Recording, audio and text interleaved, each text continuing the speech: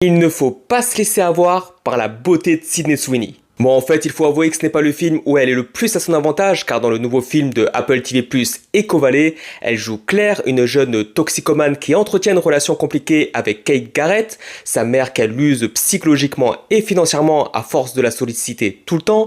Mais un soir, Claire vient la voir tachée de sang du corps de son compagnon, qui se trouve être sans vie à l'arrière de sa voiture. Les séries Apple TV+, bien que pas assez populaires, sont majoritairement des bonnes, voire des très bonnes séries.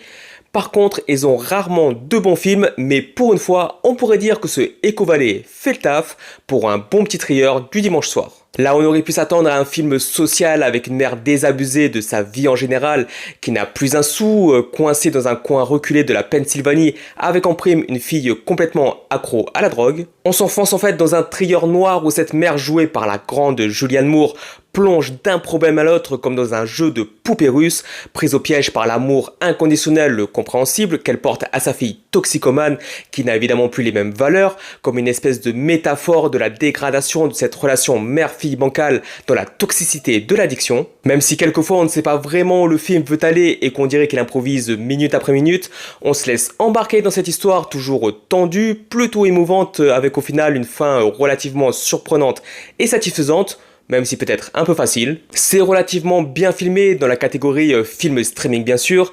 L'image est belle, les acteurs font le taf, Echo Valley remplit sa mission si on n'en attend pas trop. N'hésitez pas à me dire si vous avez vu Echo Valley et ce que vous en avez pensé. Et n'hésitez pas à vous abonner si ma critique vous a plu.